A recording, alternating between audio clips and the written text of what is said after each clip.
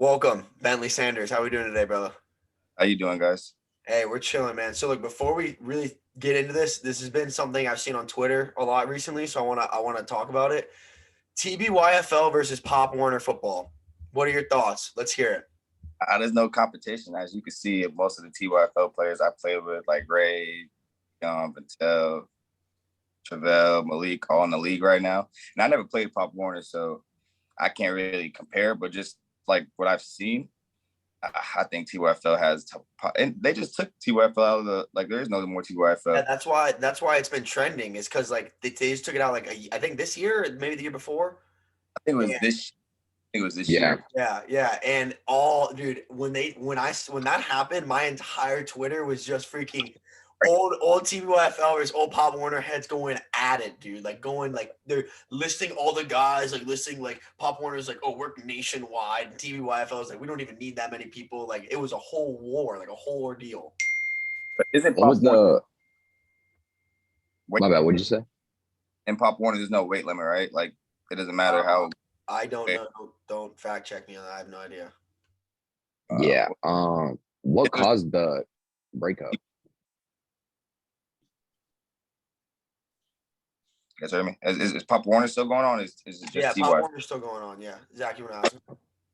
Yeah, what caused like the breakdown of TBYFL? Like, wasn't it like an altercation or something? Because I didn't read everything into it that went into the breakup of the league, but I just know like they're stopping it. I didn't get too much into it. I just saw it on Twitter and I was like, wow, because I was in Nevada when it happened. I was like, damn, I could call Ray, I called my mom. I was like, yo, this is crazy. Yes, that But big Yeah, deal, bro. I mean, that shit was religious. Religious, religion, bro. Yeah, people love that shit. I think I don't like I said, look this up. I think there was an altercation, like kids fighting or something bad happened, and that's what led to it. uh, this ball is at the TYFL. I remember I don't know how old I was, but it was like the varsity. I was like probably super midget, but the Packers and the Bucks had a crazy brawl. Coach was broke a kid's leg. Like it Holy was wild. crap. Yeah, I don't know if you remember that, but it was crazy. When you were younger, was that like an occurrence? Like, were there any like teams you were like, oh man, that we could fight them, or like this team talks a lot, like especially Well, at that age, it's like I feel like it's very rare. there was always smack talk, but like there was never fights with like the Packers and anybody else. But you knew like if like the Jaguars and the Panthers were playing, there was a fight going on. Really? And like people went to the game just because there's like so much tension between those two teams. And I remember one time I was out there and they broke out a fight, and then like people started shooting and stuff. It was wild. Yeah. Holy crap. that's actually I just found the Tampa Bay Times article. It says Tampa Youth Football Lease ends with gun violence, and what happened was is there was like a fight going on the field, and then someone got shot in the hand. So Oh then wow. like literally, yeah, the altercations had been. I'm trying to read through it right now. I mean, TBYFL has been a thing at Skyway for 53 Yeah, years. it's been I around mean, for that's really, forever, forever. yeah. There's always I been mean, the TBYFL Pop Warner beef for as long as I can remember. yeah. Didn't you? I mean, No, Or I did you? played. I played for Berkeley Middle School Private League, bro. That's where I played. I played you against Trinity and Indian Rocks Christian and Lakeland Christian. Like I that's remember what I grew up playing. I went to Trinity my eighth grade year, and I tried to play both, and I guess you weren't allowed to do that. Yeah, it's a big no-no. Yeah, we didn't really try to talk smack because we knew we weren't better than everybody, you know. So we just like we kept our mouths shut and had fun. But it was cool because it was an awesome way to transition. Like, I mean, I didn't stay at Berkeley; I ended up going to Jesuit. But like, if you stayed, the system was the same for high school. So like, it was really easy for them to like feed that into the high school and transition. The problem is like, there's just no athletes that want to go to Berkeley. Like, it's just that's just how Uh, it is. some athletes that came out of Berkeley though, Yeah, Nelson. yeah, Nelson, and then he gets absolutely no love whatsoever from the school, which is absurd to me. But Uh, Nelson actually, fun fact, was not supposed to be a Berkeley kid. He was supposed to go to Tampa Prep because all his boys he grew up with went to Tampa Prep, and they were like, "Oh, he's going to quit football. He's just going to go play basketball at Tampa Prep."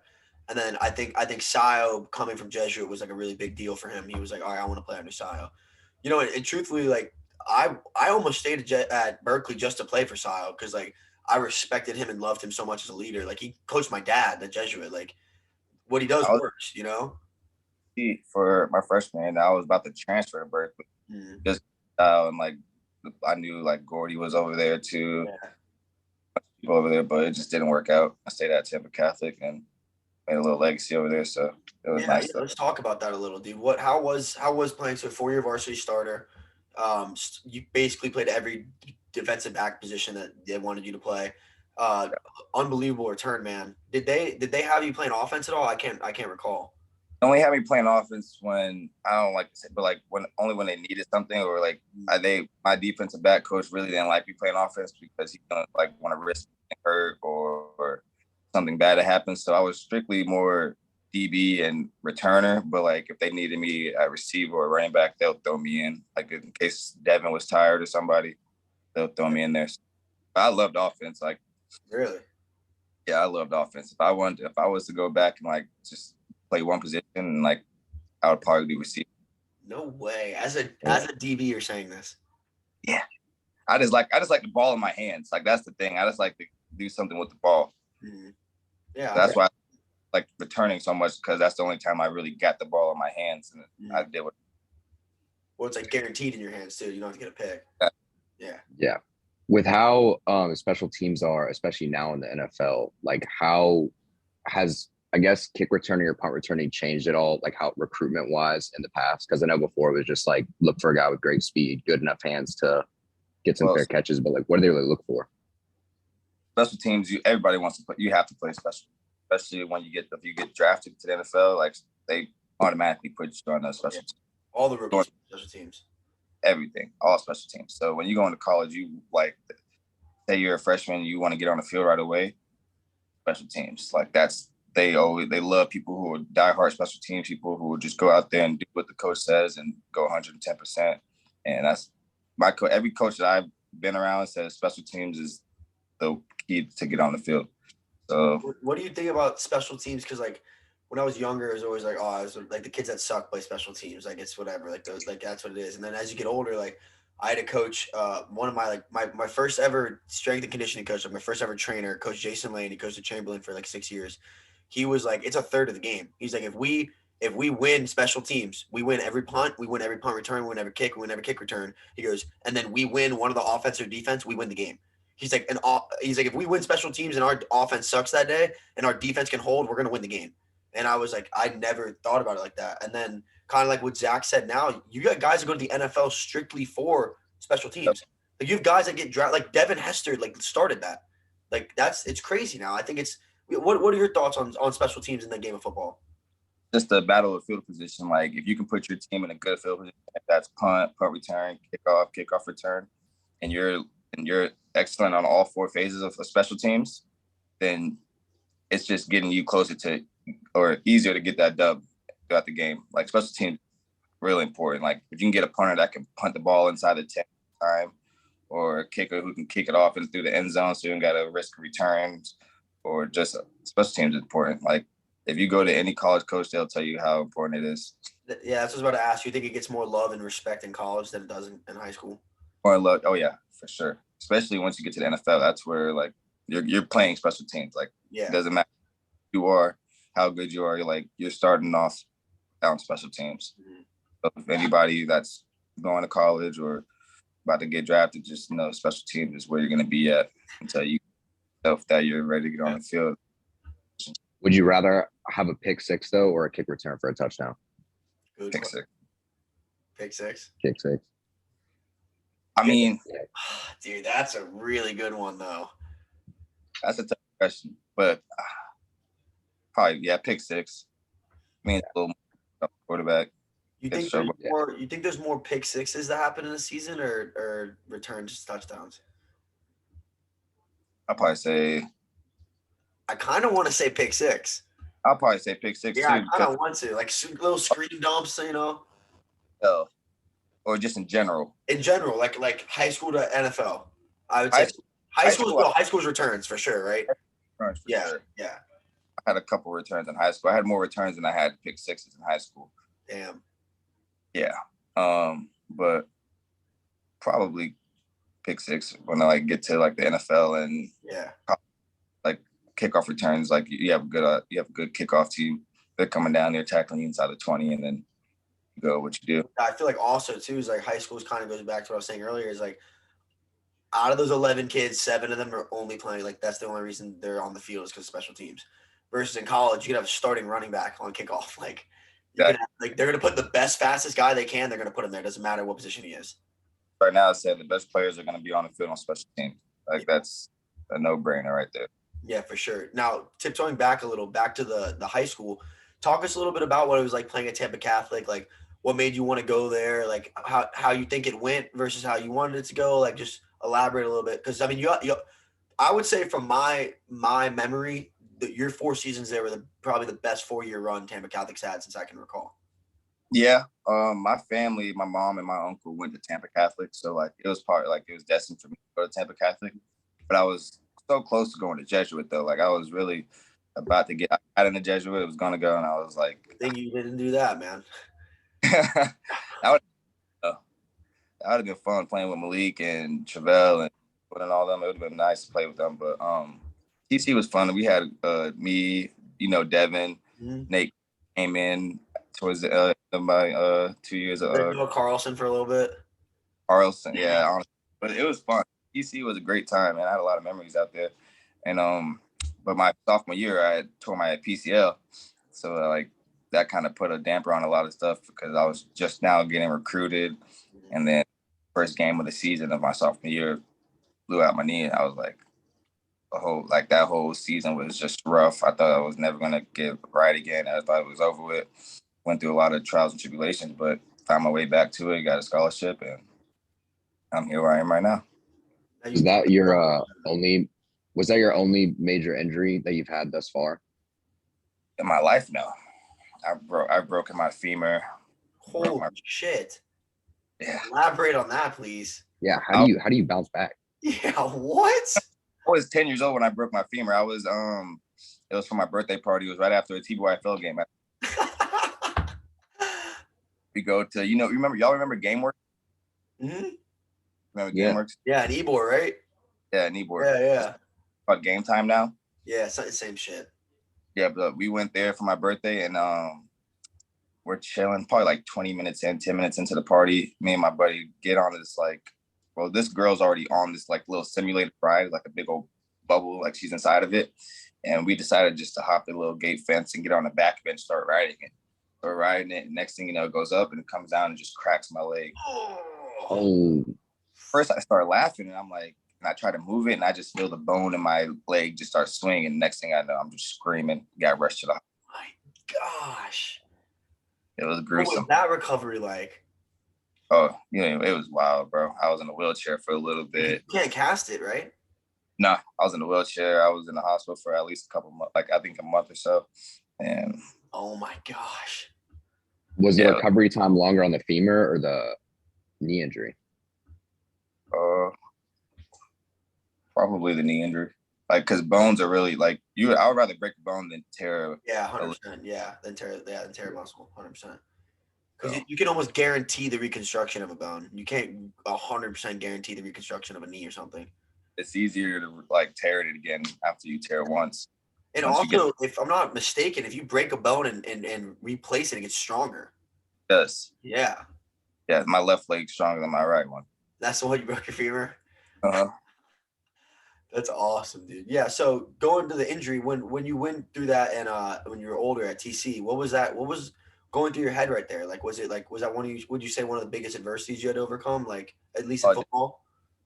Definitely I was at like one of my lowest moments in my life because I was like, I just thought it was never going to heal. Like there was times where I would just sit in my room just crying like, dang, like football's over with. I don't know what I'm going to do. And my mom would tell me just keep working. Everyone would keep telling me just it'll come. Like my trainers like don't stress it. Everything will fall into place, and it did. So it just you can't let that stuff get to your head. You just gotta really take it and then go with it. So you're getting recruited by you. So if I might be wrong here, but if I can dig into my memory, we talked your junior season going into your senior season. And you were telling me that you were really interested in Maryland, but you were thinking you were going to commit to Toledo. And then you committed to Toledo, and then you ended up decommitting and going to USF. Can you talk us through that process a little bit? Like what was on your mind and everything? Well, that whole situation, we had me and my mom and Jordan took a road trip to Maryland and Toledo. Toledo already offered me, so I was just going on a visit to Toledo, but Maryland wanted to talk to me, but the whole there was a bunch of traffic, so we didn't get to Maryland until late. So I like met with the coach. They didn't really offer me, so that was just like, all right, am I really gonna mess with Maryland? And then I committed to Toledo. I think I was already committed to Toledo. I'm not sure, but I went to Toledo and I just didn't like the area I was around. It just wasn't Tampa. Yeah, nowhere near Tampa.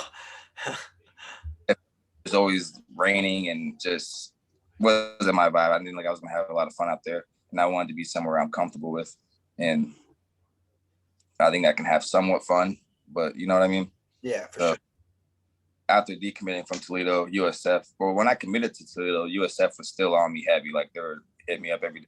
And this was Taggart's staff, correct? Staff, yeah. And they were hitting me up every day, talking to me, seeing how I was doing. And then I was just like, Ray told me, he was like, before the season starts, you need to commit to a school, like be ready, like so you don't have to worry about any school. Because college football, like coaches will give you an offer, and then right before you commit, they'll like, oh, your offer's not available anymore. You know what I mean? And that's what I was worried about. I was like, I'm not gonna play throughout a whole season, not committed, and then have no offers. And then I've heard stories about them giving like two kids that are equally like as talented at a position an offer, and then when one bites, they just pull the other one.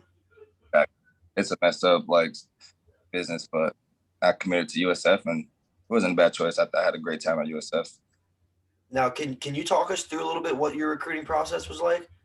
Like what was there schools that you really wanted that didn't like you, or like what were some different like ways they reached out to you? Like at all, like how was because you were pretty.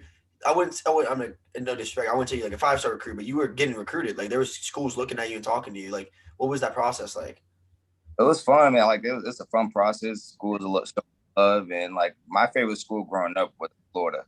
Like I always be a Gator, but they never looked. Fans, but we'll act like we didn't hear that. Oh, but like they never looked my way, so it is what it is. But my biggest offer was probably Arizona. Mm-hmm. I remember that. Yeah, I do remember that. And then they wanted me to commit right away. I was like, I've never been out there. I'm not going to. I've never been. And, I know, take the offer away, and it's just like a crazy business. Like so, the recruitment was fun, but I'm kind of glad it's over with. Yeah, I wanted you to go to Wisconsin so bad. When I heard they started reaching out to you, I was like, please go to Wisconsin. Like they come up to TC all the time. They'll look at their size, do up. They ask you a couple questions, and I'm not the biggest person, so they look for like potential, like 6'2", and this wide, but like it might not be that good. You know what I mean? Now, that's another thing I wanted to bring up was like the politic aspect. Do you like believe like just because like because I'm gonna be honest, I was telling Zach before like we got you on because you and I have been talking about this for a little bit. I was like, Bentlee should be playing at Power 5. Like, there's no doubt about it. But I feel like just because of your size, they wouldn't offer you. And I feel like, was that something you felt like you ran into a lot? Was like, it wasn't your skill at all. It was just like, something you can't control. Exactly. That's it, honestly. But like, that's why I play with a chip on my shoulder. So, like, you're not this big, you're not that. But you see me on the field, I play like I'm 6'3". No, yeah, for sure. Your impact's felt at every level you've played on. Yeah, so like, that just gave me like an extra chip on my shoulder. Like, oh, you don't like me because of my size? Let me show you how big I play, really. Mm-hmm. So when you got to USF, how long did you actually get with Taggart before the coaching changes? Because I think you had 3, right? Yeah, I didn't get to play with Taggart. I only had 2. Because you had Taggart, then Charlie Strong, and then the guy, the D2 guy, right? The Valdosta State guy? No. It was Taggart, Strong, and Jeff Scott came my last year. Okay. Yeah, last 2 years. But yes, Taggart, I never played with Taggart. He left right when I got there. And Charlie Strong was there. Coach Strong was a great coach, good people. And Jeff Scott, he was a great coach as well. Just didn't connect all the way, so I ended up going to Nevada. So with Charlie Strong, what was it that you think it just didn't work for him? Coach Strong? Yeah. I guess he just wasn't winning enough. We were winning at first. We started off at 11-2 my freshman year, and then sophomore year we went 7-0, and then we lost the last 6 games, and then from there it was just a decline. So from your point though, like what do you think it was that was leading to that, not like the success dying out? people like to blame the coaches, but like it's also the players as well. If you can't connect with your players and the players can't connect with the coaches, it's just like a battle between the two, and like there's no connection. So nobody wants, like, you know what I mean? No, So it's for hard sure. to not connected with and like have love for. But I wouldn't say that's for everybody. I was at USF, but like I guess that played a role. But I feel like Do you, from the outside point of view, everyone was talking about recruitment because like I'm not gonna like I'm not trying to like point fingers, but Tiger's not a good head coach. I really don't think so. But when he was at USF, he recruited like a motherfucker. Like, dude, to have Quentin Flowers and Marlon Mack on a group of 5 team together, that's insane.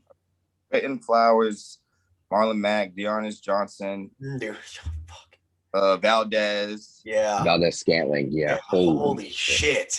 They had Rodney Adams, that's in the league right now. They were a stacked team. Yeah, dude, those are Power 5 players. Like, those are NFL players. Like, Oh, right now, and they're not like, well, Quentin's not in the league, but he was in the league, and I think he's playing in that USFL. no, not the USFL. What's the league, XFL? Johnny? No, the fan Players, base. the player one.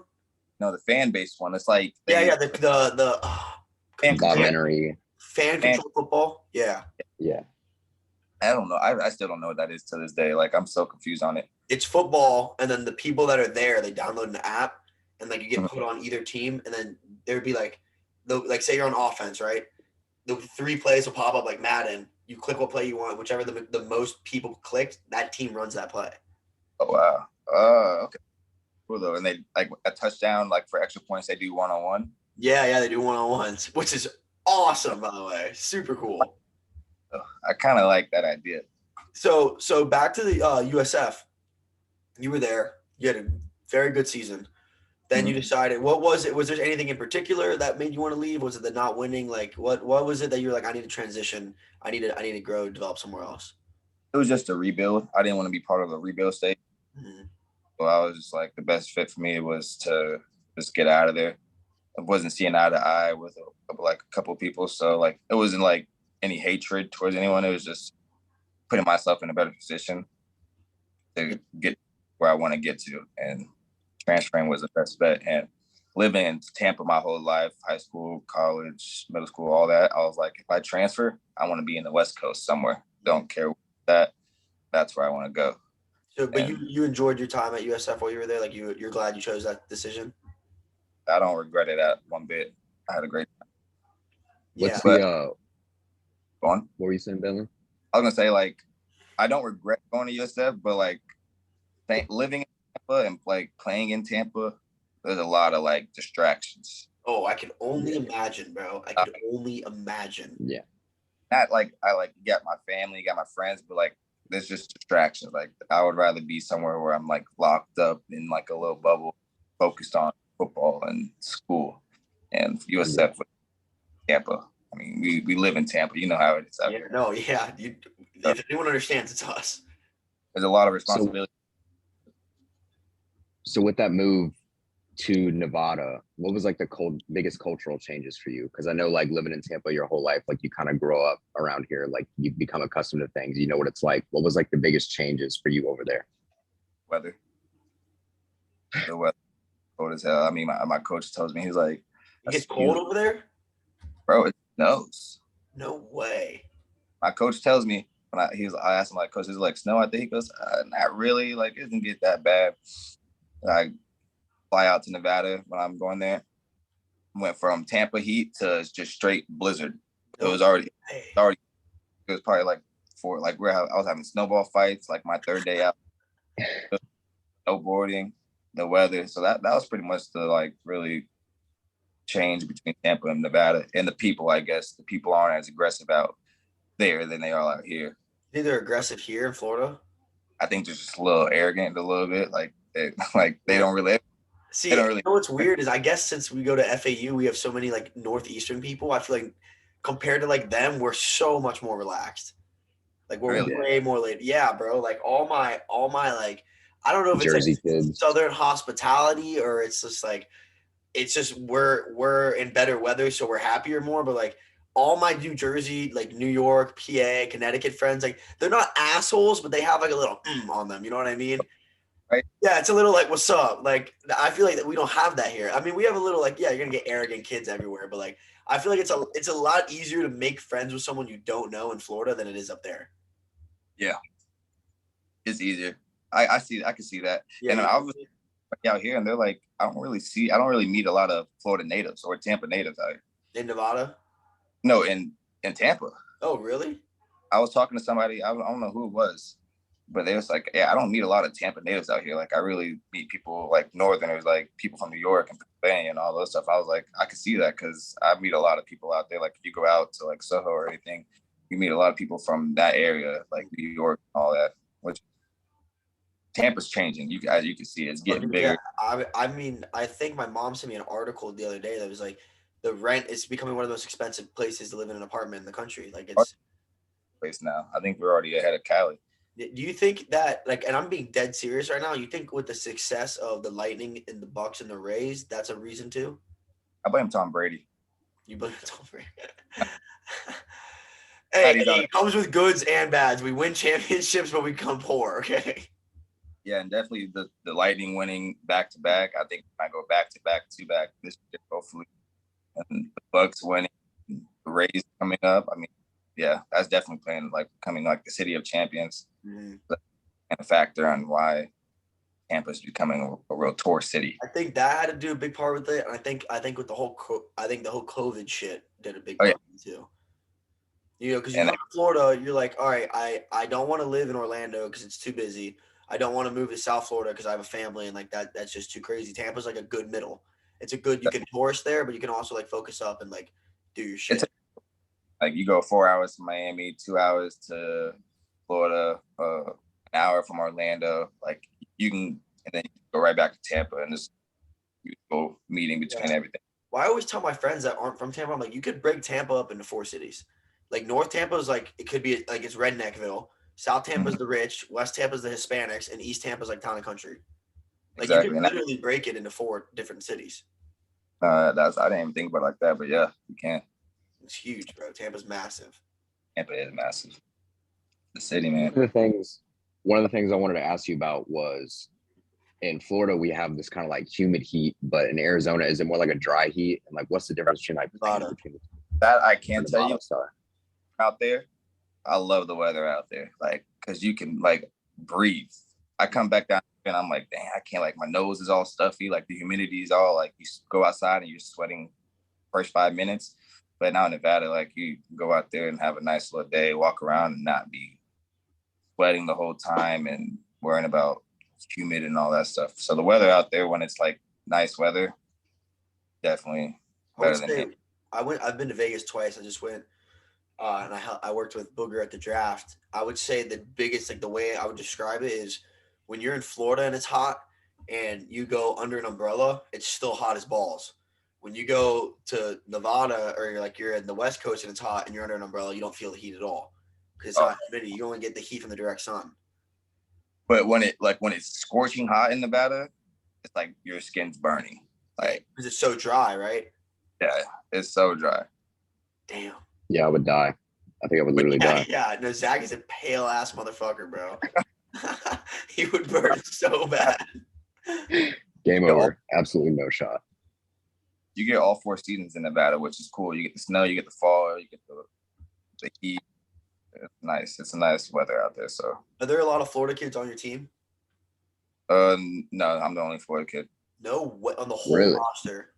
No. Last year there was me and like 2 other, and I think this year is only 1. That is insane. Damn. One guy. They all Cali. I'm assuming they're like more California, Texas kids. Yeah, Texas, a lot of Cali, a lot of LA, a lot of Bay Area kids.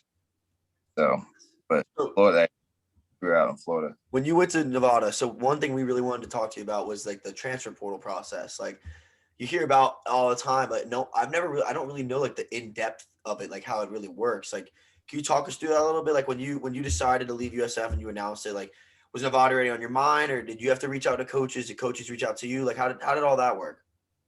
That kind of crazy because I told my coach I want to transfer, and then I was like, I'm not getting paid at USF right now, so I was like, I need to get a job. So I get a job at Target, and then I transfer portal, and the lady texted me from USF. She's like, "You into the transfer portal?" And my phone just starts blowing up. Like I'm getting like Twitter notifications saying, "Oh, USF football player into the transfer portal." Da, da, da, da. I didn't even get the post yet. And the next thing I know, first coach that hit me up was Nevada.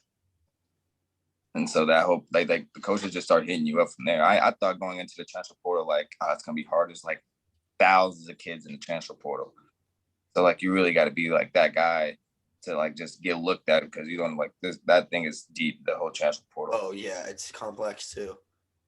So the coaches started hitting me up, and Nevada was the first one to hit me up, and they were the most consistent.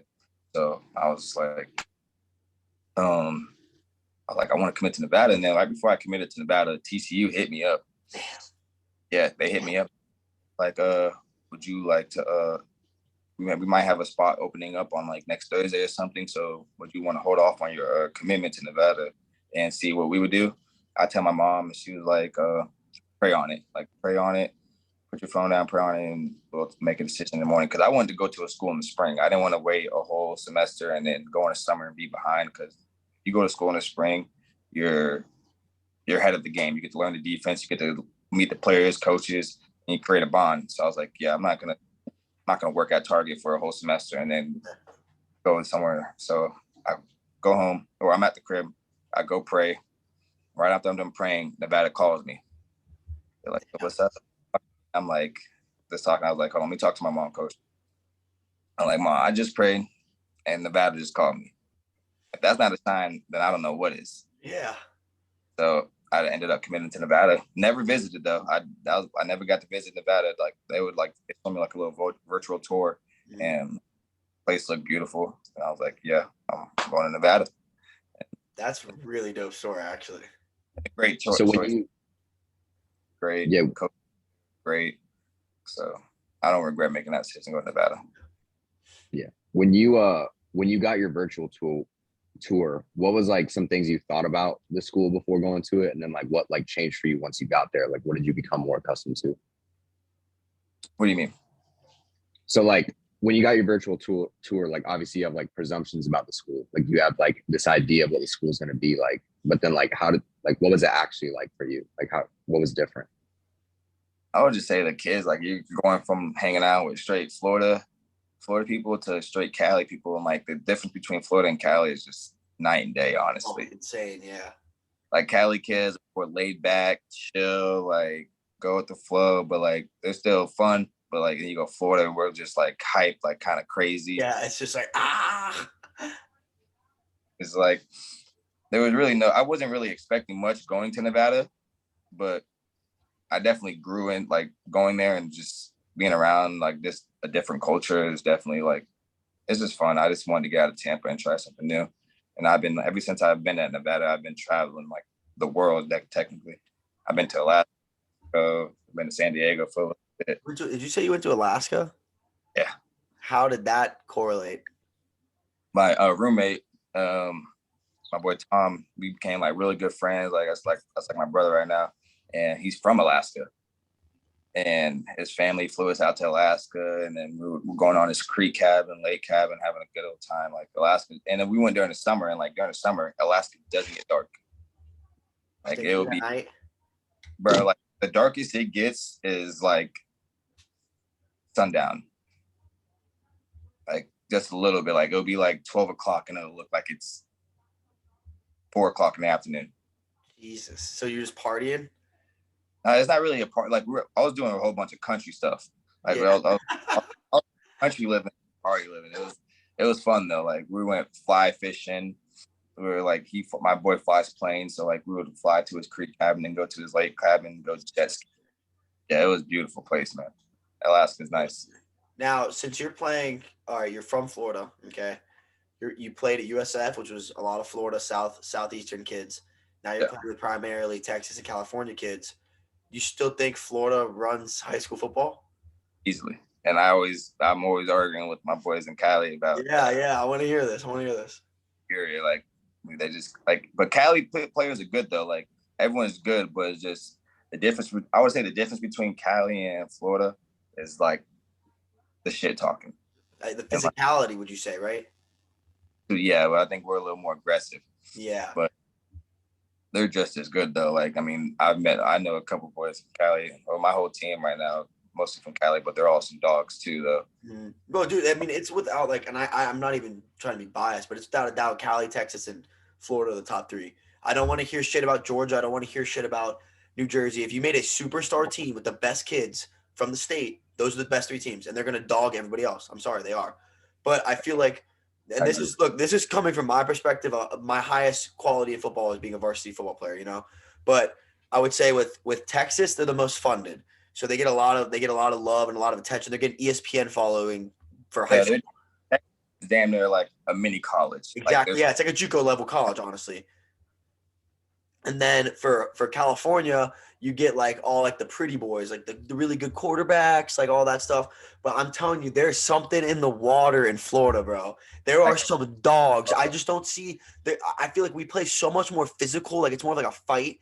And I feel like the speed is just there's no speed like Florida speed. Definitely the speed out here is definitely different from Cali.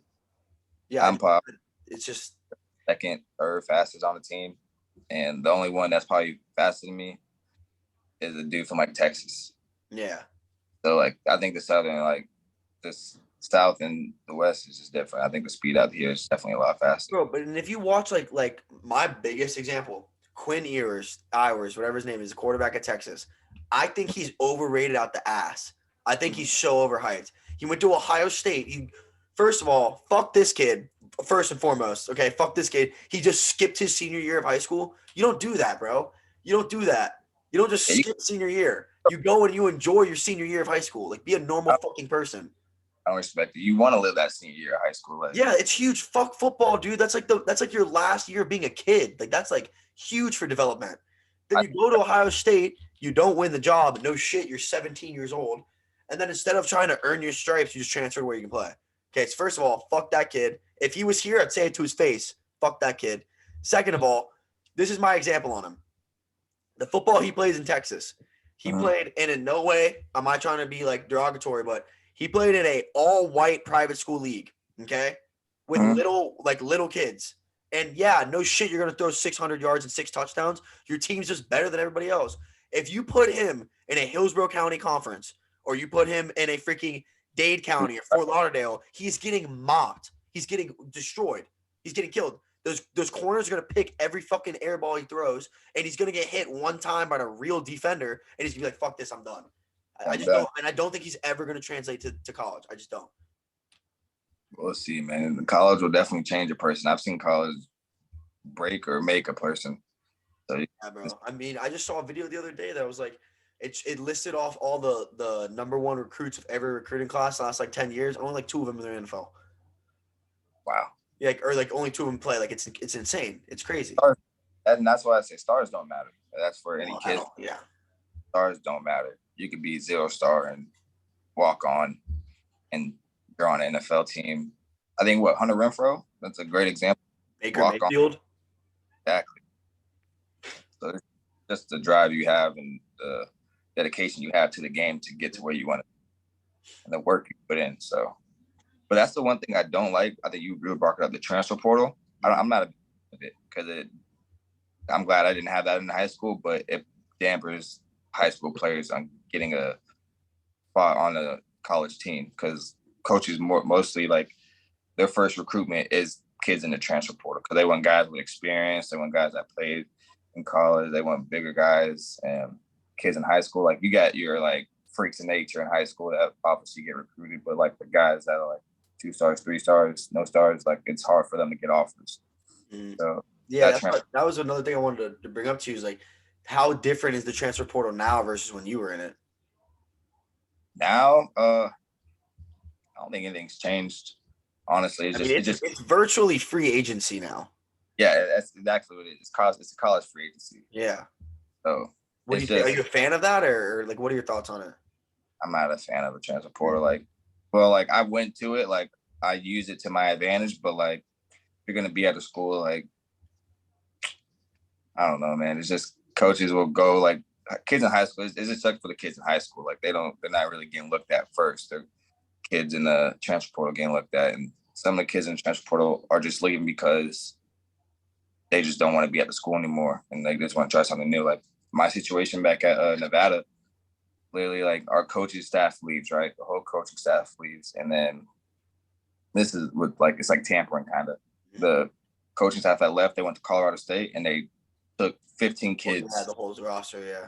Whole roster. Now they're all at Colorado State. They left us. They didn't play in the bowl game, so we had like walk-ons and playing offense. Like we didn't have a lot. Like it just put us in a bad position. Mm-hmm. Now we're rebuilding at Nevada just because kids didn't like. But like the kids that transferred, they could have been playing. Like they had a spot. They just wanted to go. They wanted to follow coaches, and that's something you can't do is follow coaches because they'll just up and leave you without regard. They're just chasing. It's a business. They just this school's paying me the most, so I'm gonna go there. Yeah. I saw a tweet the other day, and it was talking about like I don't think NIL. All right, first of all, I don't like how NIL you can pay a kid to go. Like that's what you're seeing now too is kids leaving to where they get the most money, which I'm not a fan of. Because that turns college into semi-pro, which is what we don't want. We want it to stay college. But the other thing is, I think you could still work around that. You just have to make it the 1-year ban. Like, remember when that used to be a thing? If you transferred, you had to wait a whole season before you could play for that school. If you do that, I think that regardless of the NIL deal, it's going to change. And the biggest thing I don't like about it, Bentlee, is that it takes away adversity. Like it used to be, you go to USF, right? You get your shit stuffed in first year. And you're like, dude, I don't know if I'm good enough to go here. Instead of being like, oh, I'm going to go transfer, you're going to work your ass off and you're going to grow as a person. You're going to grow as a football player. You're going to grow as like an individual. Like that's a very key part of success, like football and in real life. Like you're never just going to be able to like, oh, I'm going to go transfer now. Like I don't like that aspect. Yeah, man, I agree with you on that too. That's what I don't like about it too. Like it just be like saying, all right, that's too hard. Let me go try somewhere else. Mm-hmm. Then you go when you find out, oh, this is just as hard. Now what do? You're going to transfer again. Now you just look like you're not really caring. You're just trying to find the easiest route. So I don't really respect it, but no, I didn't do it because I was battling through adversity. I was doing it like, I just want to be part of it. Yeah, we're not calling you out. We're not calling you out, I promise. Yeah. But there's players that do that though. So Queen Hours. Do you think commitments have kind of lost some meaning? Like I feel like before, like when you committed to a school, like before the transfer portal, especially, I mean, even though it was there, it wasn't really as popularized as it was now. But like, especially now, you have kids that like, it doesn't matter if I commit here because if it doesn't work out, I'm leaving. So yeah. Like, basically, commitments really have lost. Like you can commit to a school, go there, hate it. All right, now I'm leaving. Don't even play a season. You go through one semester just because you don't like the coaches. Now you want to leave. Like people think you go into college, like you can be this big person out of high school, big recruit, and then expect to just play right away. Like, nah, you got to earn your spot on the team. You got to earn your position. You don't just go there and think, oh, shit's sweet, and they're going to play me right away. Like I said, college, I've seen it break and make players. So, dude, there was a video I saw the other day that the high school quarterback for DK Metcalf is still in college football. When DK Metcalf was a senior in high school, his quarterback, who was also a senior in high school. What year is DK Metcalf? I think he's going into his new contract. So 4 years. 4 years from now. I don't know. Let's look it up real quick. That's a good question.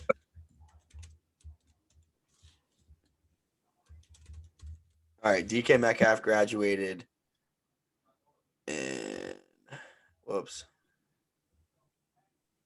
I don't know actually. He played at Oxford, Mississippi. I think he was class of 2016. Yeah, class of 2016. That's not bad then, but he's still in college. Bentlee, we're about to start the 2022-2023 season, bro. But I'm 2017 though. Yeah, I guess it's not that bad.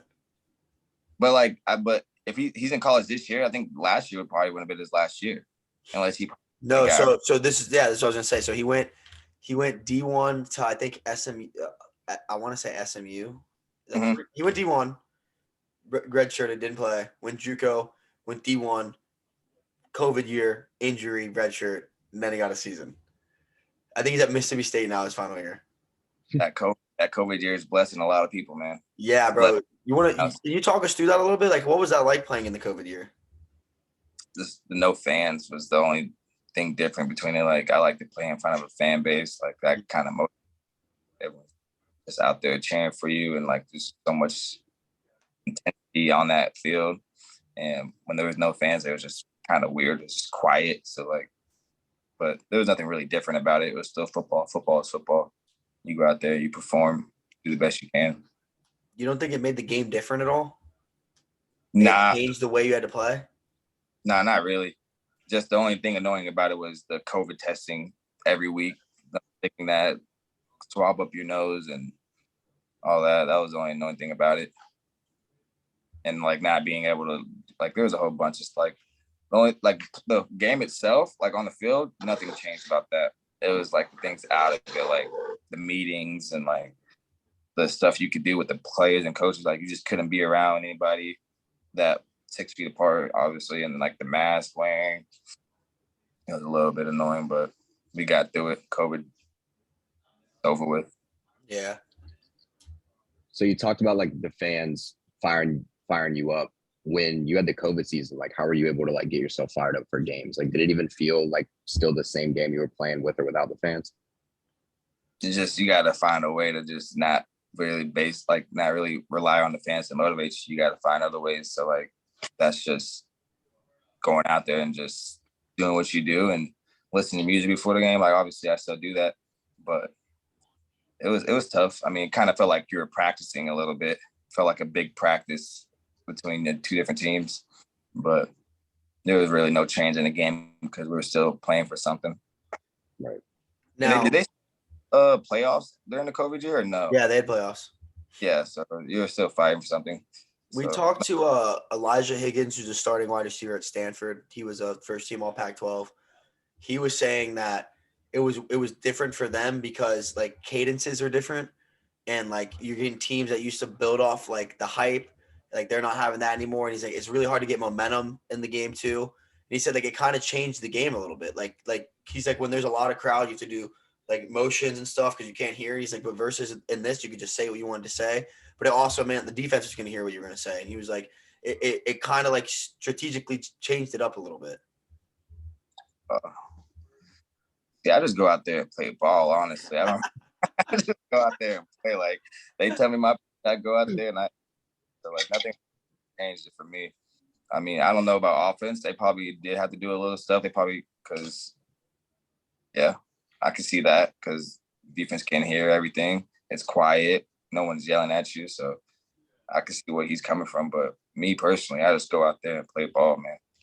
Yeah, for sure. Now, what was like from high school to college? What do you think was the thing you struggled with the most transitionally, and what was something that was like you didn't realize was so important and that like is very emphasized in college? The film room, and like you just have so much responsibilities going into college. Like high school was like a free for all, pretty much. Like you go to school, right after school, you go to practice, and then you're done.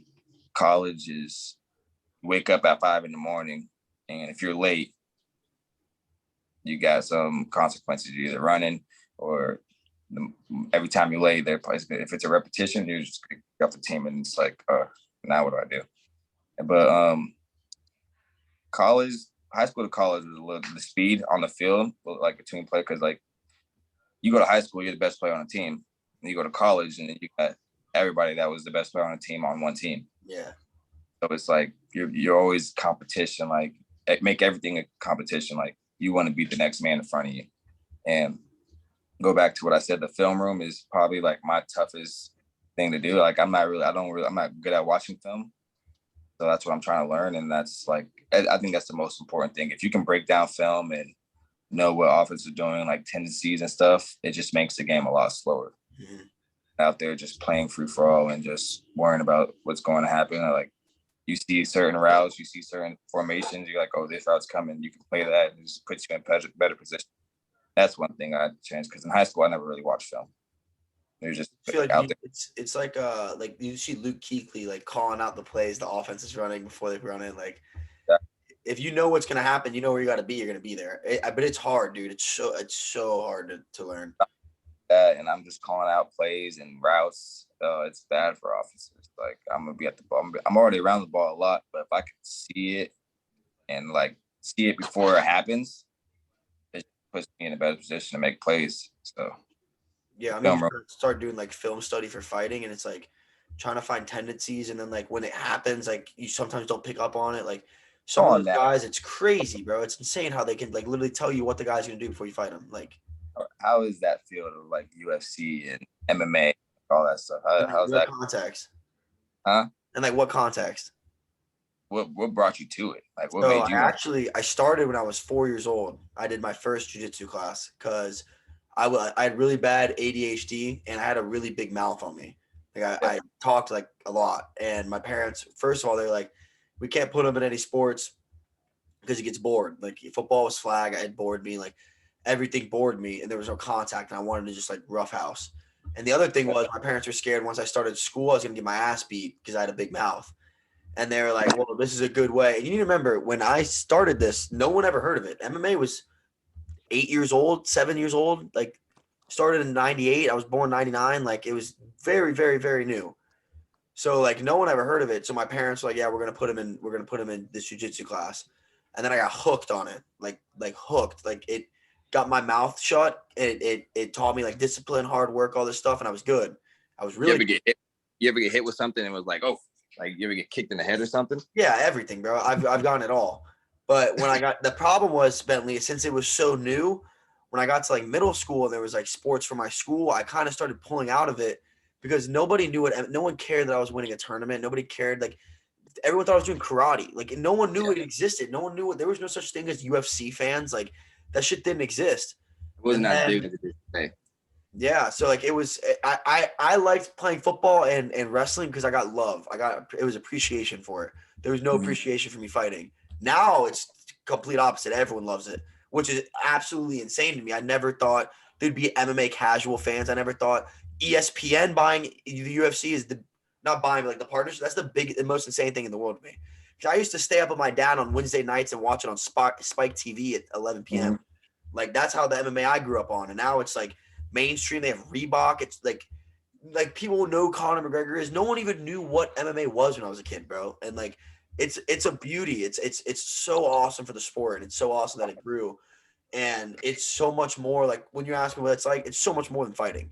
So much more than fighting. You know, it's an art. You learn to respect each other. Like you learn hard work. You learn discipline. Like you could call it cockfighting for humans. Like people say that, but it's not. Like go to an MMA gym, do one class. Every person there you meet is gonna be the nicest motherfucker in the world. They're gonna bow to you. Yeah, they're gonna say thank you to you. Like it's not like that. It's not. Now obviously there's an entertainment aspect that's incorporated now due to the Conor McGregors and Chael Sonnens and Colby Covingtons, but it's an art, bro. Like it's like it's gonna break your ego and it's going to humble the shit out of you and it's gonna make you appreciate stuff. Because size does not matter if they know how to kick your ass. At all. Do you plan on going to the UFC? Like, is that like your I'm goal? gonna ride it as far as I can ride it, dude. But I'm done once this is done. I'm out.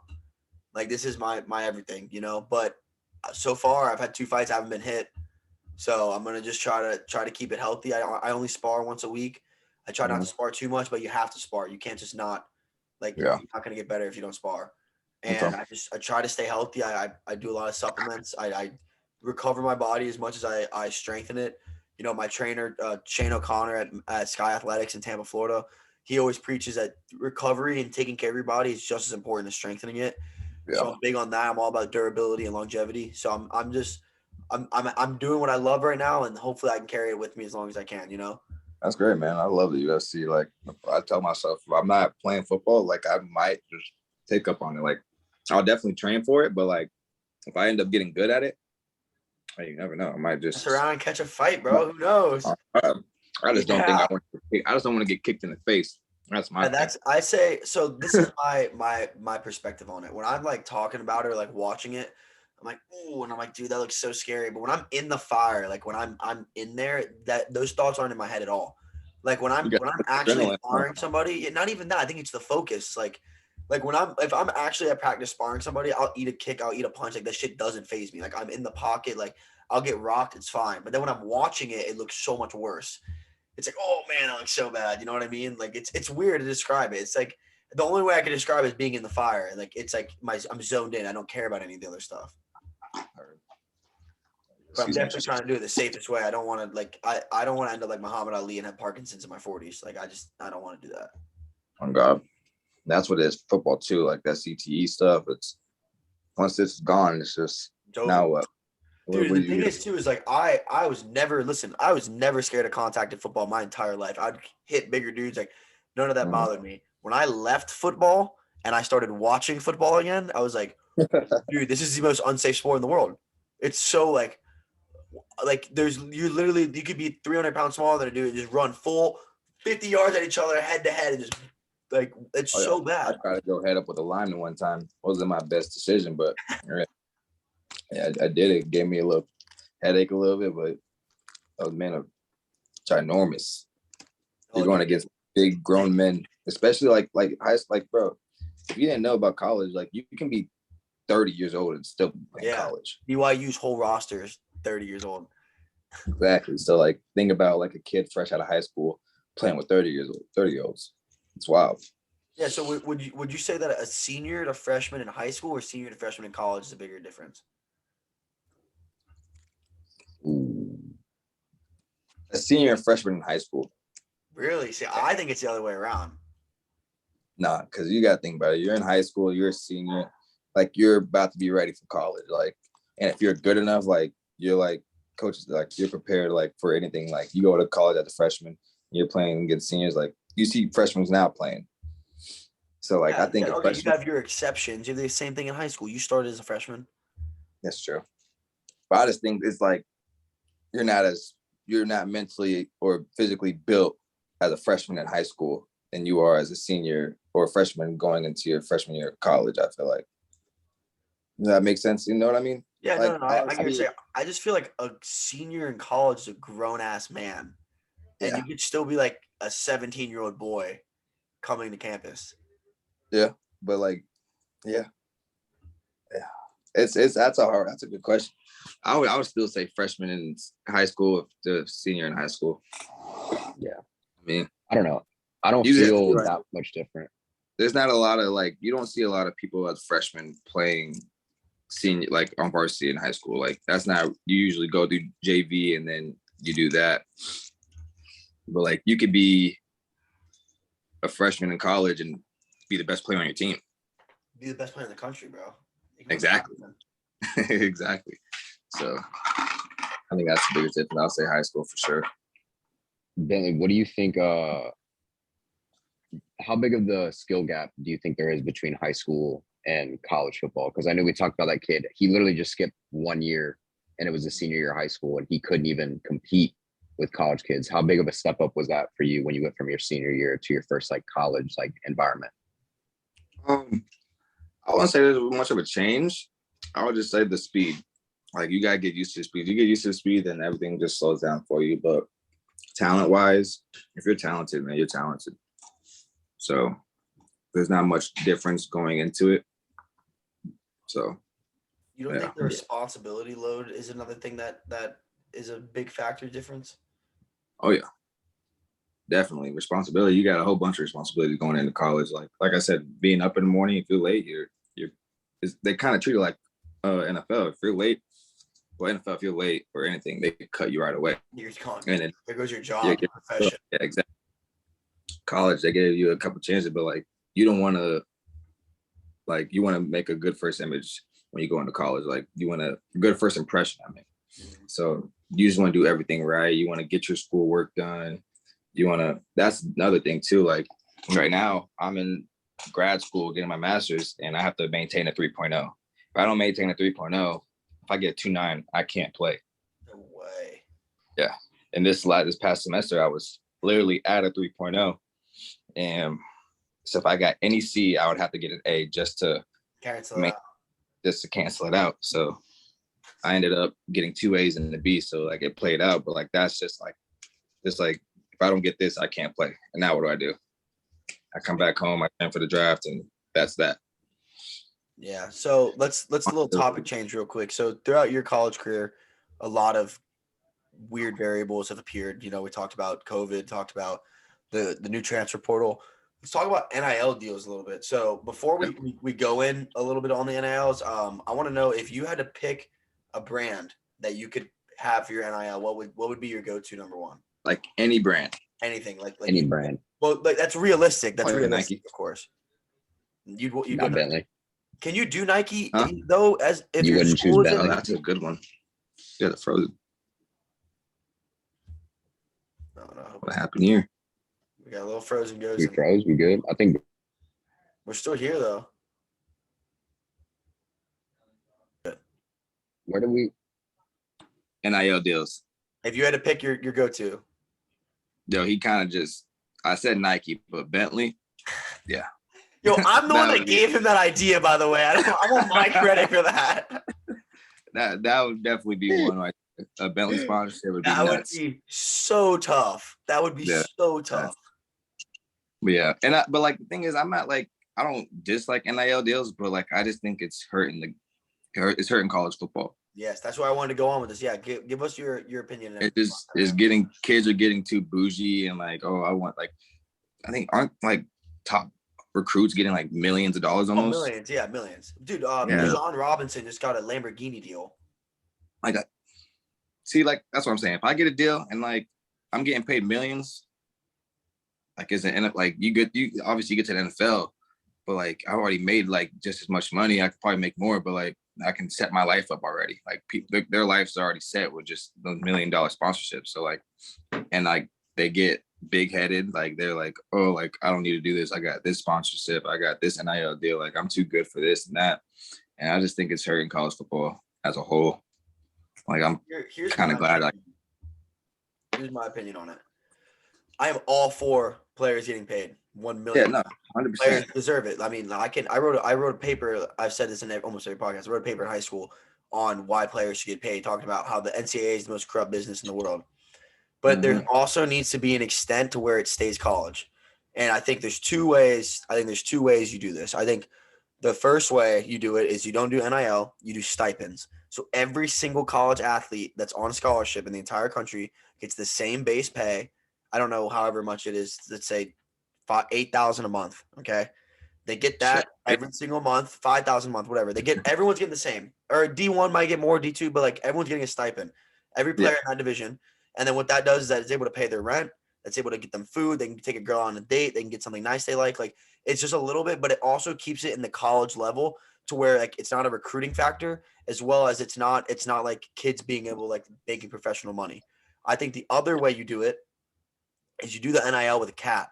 There's an absolute max you can have, and your boosters can't raise money for your kids. You can't use it as a recruiting factor because there's a cap. Okay, and I think that also affects the transfer portal. And real quick before I let you and Zach go, like I said, back to Elijah Higgins we had on. So he was a part of some college football players association right before COVID hit, and all the Pac-12 guys, like they had like representatives for each team, made like a whole package sheet. I can't remember the exact name of it, but they made a package sheet that they sent to the NCAA, and they're like, we refuse to play unless these standards are met. And he's like, instead of like meeting their standards and working with them, the NCAA was like, oh, here's NIL deals. And they just like tiptoed around the whole problem. And he's like, it's nice because like we're getting paid. That's like a part of what we wanted. But it's like the NCAA completely just ignored everything else. And like, instead of addressing all the stuff we talked about, they're just like, the NCAA would rather have who we are, you know? The NCAA, I think the NCAA would rather have other people pay them and then it come out of their own money. Exactly. Yeah, 100%. And that's what they're trying to do. Like they're trying to like people get away from like, oh, NCAA, you should be paying more. But now that you're getting NIL deals, what can you complain about? Mm-hmm. But like now colleges still get like this. Most colleges do stipe, and it's probably like around $1,500 to like $2,000. Mm-hmm. But like you pay rent and rent's going up, so like $800, and then you got you know, and then like you got to pay your groceries, and then you're left with like $200 until next month. So I think the stipe should be a little more, and the NCAA should be paying a little more, but the NIL deal is helping. It depends on, but like I said, it's not for everybody though, because not everyone's getting an NIL deal. Yeah, exactly. It's not fair. Yeah.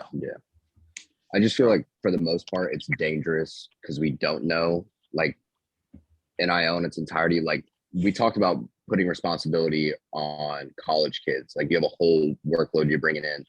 But like, if we're expecting these kids to make choices, especially off NIL deals and money, like, are they really going to make the best decisions for themselves? Are they financially literate? enough to put themselves in a situation where they're going to set themselves up for success. Like I personally, like I wouldn't even know what I would do if someone offered me a crazy amount of money to go play football in Kansas. Like I'll tell you right now, at that point, you don't care. I'll probably blow the first check. Not gonna lie. Yeah, 100%. You're 18 years old. 100%. Yeah, of course. Especially at your age, I'm definitely like me now. No, I know I'm smart enough to invest and put my money where it needs to be put. But coming out of high school, top recruit, and you get like a big NIL deal, you're blowing that check like easily. You're also talking about kids that are top recruits that come from nothing. Like kids Exactly. that once they get an NIL deal, they make the most money in their house. Like, so it's really hard to tell this kid, like, look, I know you came from absolutely dirt poor. Here's $1 million.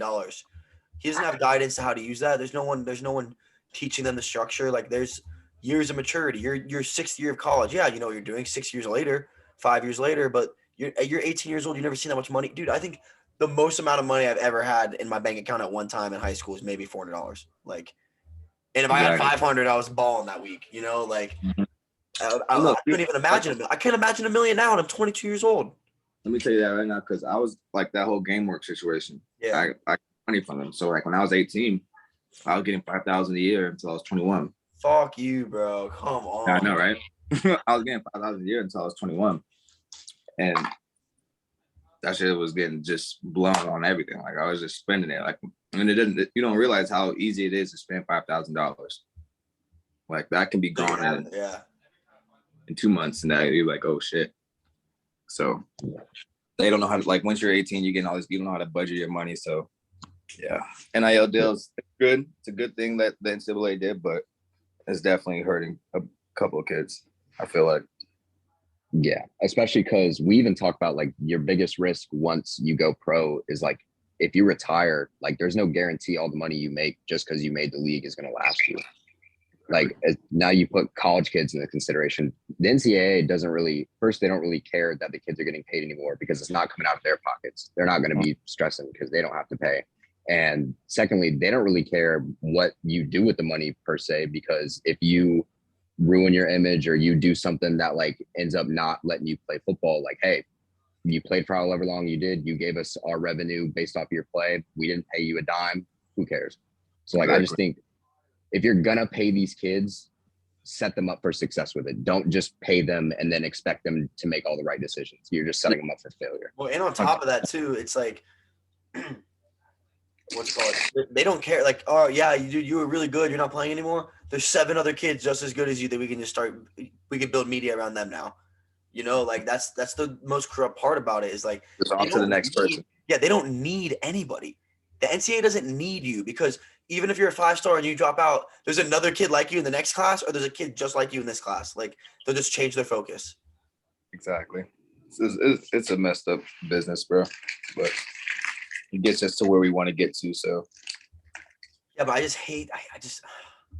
Yeah, I know. I hate that. I don't know. It's really bad. And like the what opened my eyes about it the most was the whole COVID shit. When they were like, oh, we're not letting any kids play for their health. And then they're like, okay, we're only going to let Power 5 kids play. Like, so only Power 5 kids can't get COVID? Like, only everyone else can get COVID? So you're basically telling us it's for money and it's not for their health. Exactly. You know, like all these D2 and D3 guys are like, oh, so only we can get COVID, right? Like, we're the only people that can get it. Yeah, and that whole situation made no sense. And then, yeah, bro, I had the COVID situation when the NCAA, that whole situation was nuts. Yeah, that thing was. I just didn't make any sense. They could have handled it better. They could have handled it better. Exactly. Yeah. So let's, I'm sorry, Zach, you go. Yeah, I was just gonna say, like, especially in those moments of like panic, like you tend to show your true nature, especially the NCAA revealed their true colors to the players. Like they literally just showed like we're here to protect the identity and the entity that is the NCAA, but the players that we endorse and we sponsor and that we use to put on our image, like we could care less who they are. Like at the end of the day, like if you're not bringing us in money, like we're not going to do anything for it. There's no point in having you, basically. Yeah. Now, when you were in high school going into college, what was something that was like one of the biggest things you were excited for to play like in college? Well, biggest thing, I was playing at the Raymond James Stadium, so my biggest thing was being able to play at the Ray J Stadium in front of like friends and family. That's what I was really excited for. And just the fact that like I'm just a step closer to my dream, which is the NFL. That's what I was excited for. Yeah. Now, like that, just getting recruited and going to college and like, all right, one milestone checked off, one more to go. Yeah. Now, what about like did you prefer playing at Raymond James or not? Because I feel like there's pros and cons to it. I'd rather much have a stadium on campus. Yeah, right. Ray J was nice, but like just being at Nevada and seeing like the stadium on campus and like the convenient it is for all the fans and everything, it's just makes it a lot more like meaningful. Well, I feel like Nevada's got a pretty good fan base that support them as well. Oh yeah. But like, I feel like USF would too. I feel like that if USF had a stadium on campus, that would change the whole atmosphere of a lot of things. I feel like even though the definitely the perk is playing at NFL stadium, and I'm assuming you saw the Bucks guys all the time, and like you probably not really.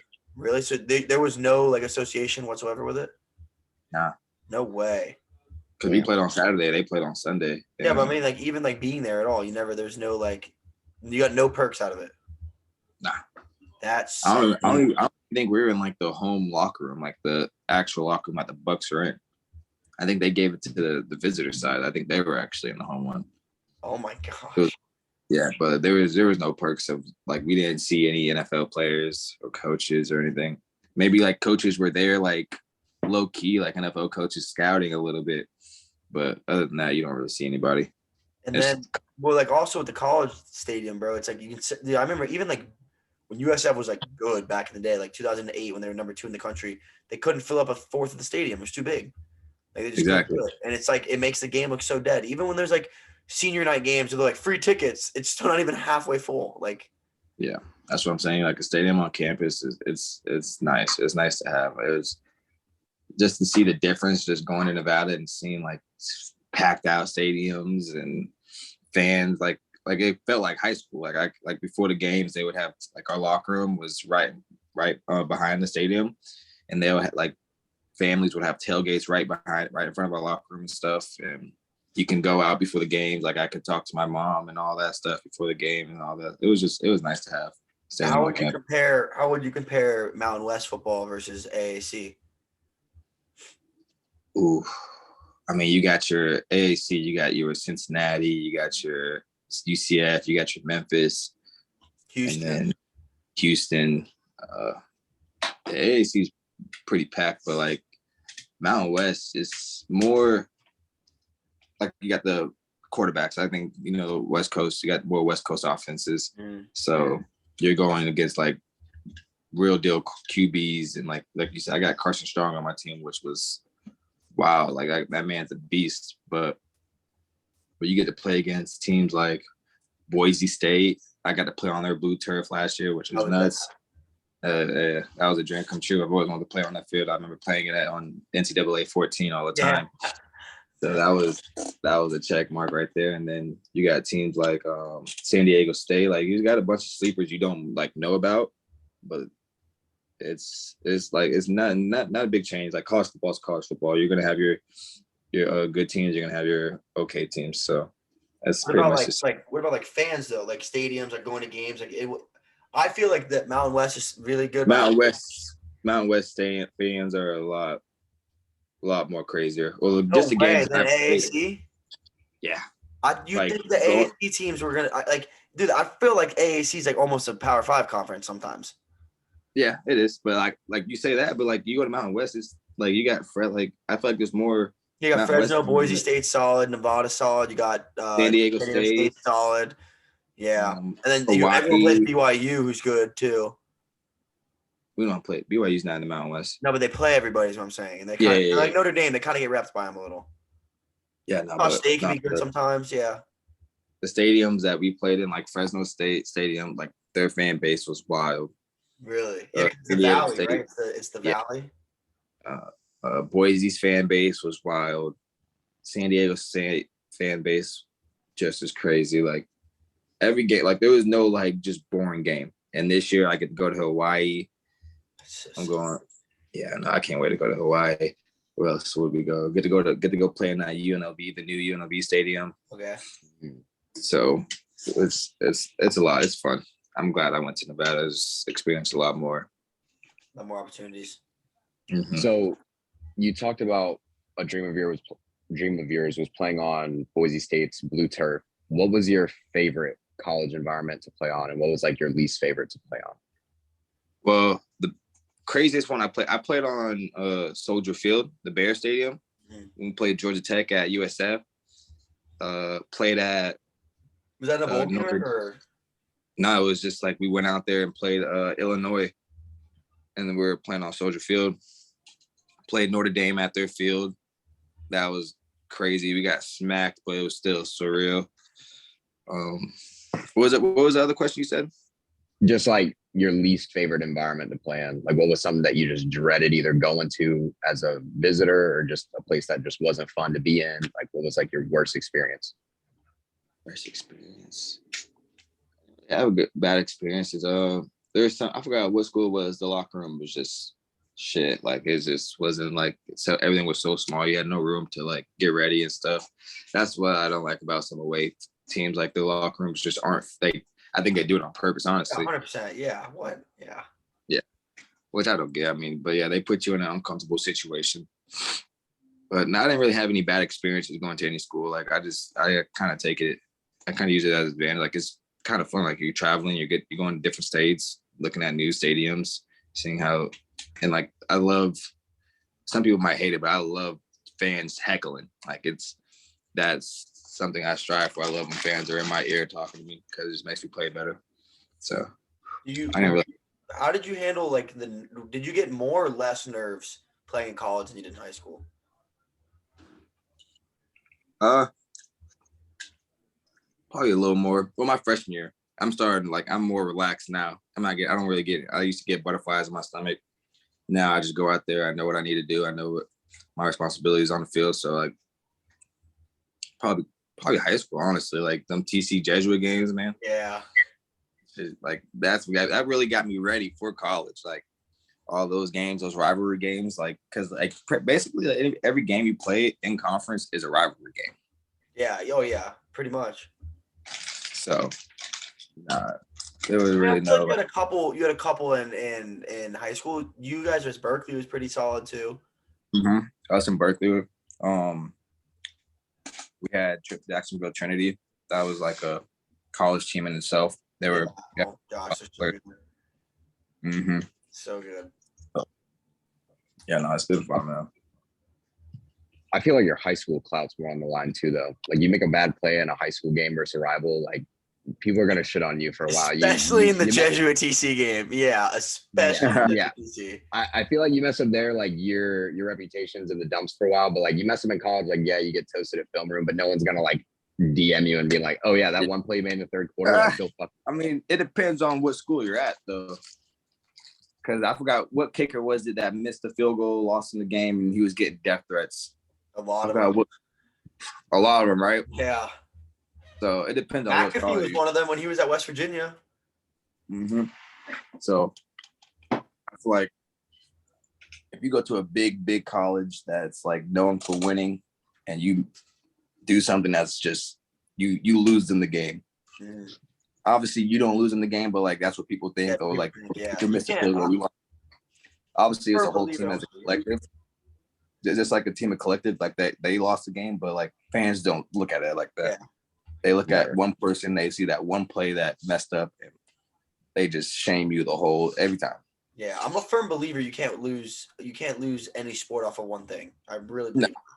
Because not a team sport, at least. Yeah, especially, bro, because the thing is, like, all right, if you played 4 quarters of football and that one drop touchdown catch in the fourth quarter lost you the game, it's like, what about when you went 4 and out in the third quarter? Or what about when you dropped this? Like in order to rely on one play, that means every other play had to go perfectly, and that doesn't happen. Exactly.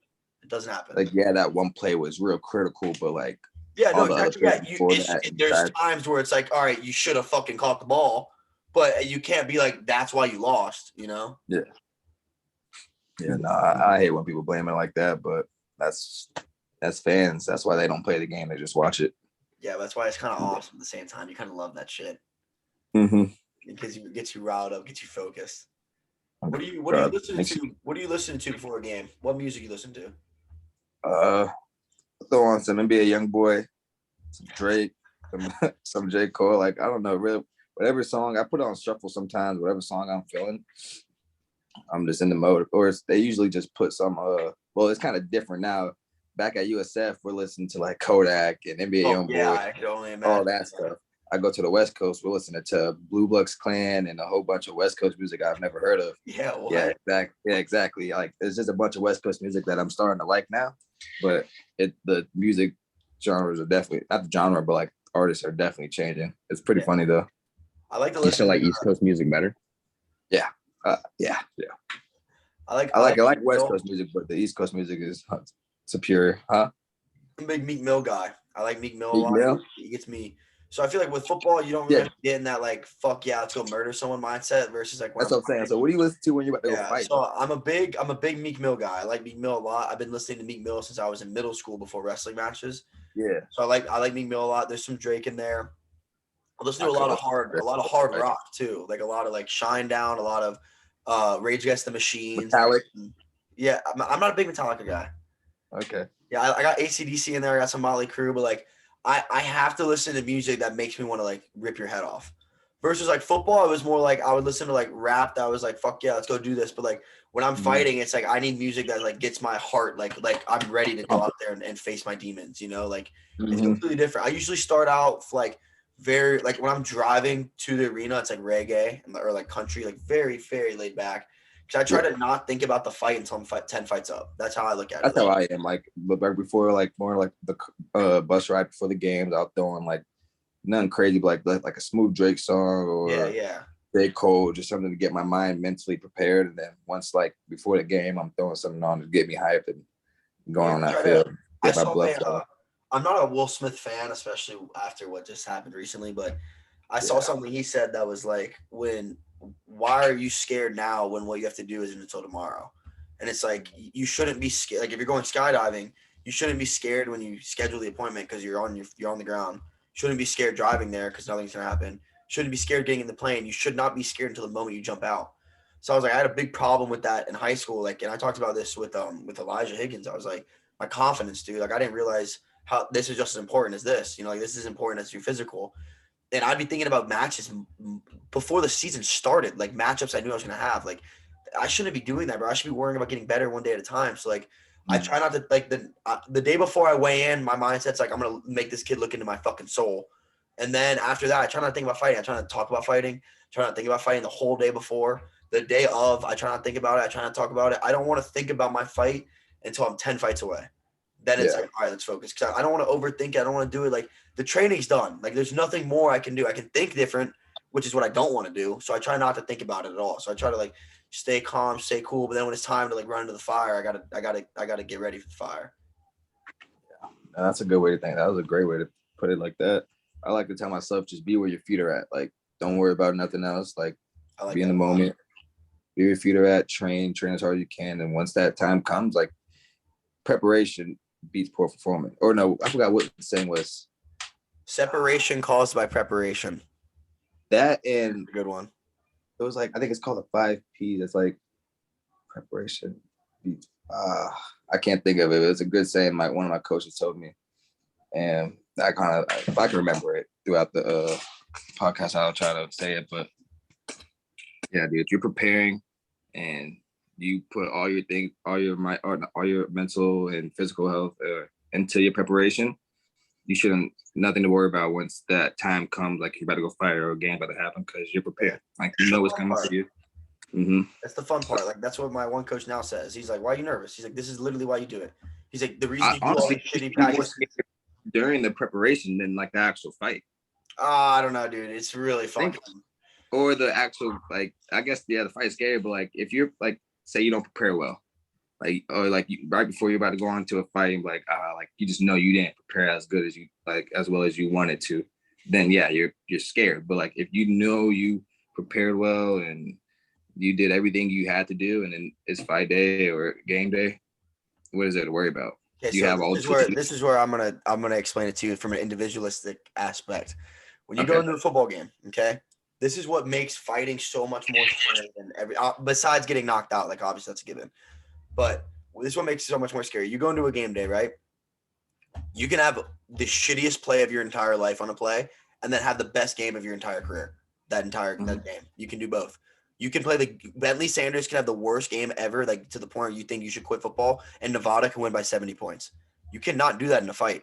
I have one wrong slip, I'm knocked out. I have one wrong step, I'm taken down. One wrong I'm choked out. Okay. And on top of that, if I have a bad night and I lose, I'm done. There's not like it's on my record. I can't win that fight anymore. It's gone. Yeah. It's over with. So it's the room for error is so small. That's what scares me. It's not, and honestly, it's a healthy fear. That's what Dustin Poirier always says. Mm-hmm. I huge believe that. If you're not nervous, you don't care about what you're doing. Yeah. But at the same time, it's the room for error that freaks me out. And then I'm honestly more scared of underperforming than I am losing personally. I would rather go out there and have a fucking warrior of a fight and lose barely than fight the ugliest fight ever and win. And people are like, that kid sucks. Like, it's not even, I don't even care what people think. It's myself. Like that I'm so scared, fight, like, because I know what I can do, but then when you're in the fire, bro, it's like you have no idea what's about to happen. You have no fucking idea. I mean, you've been watching fighting long enough. You need 1 second to win. You need one fucking second. 1 second.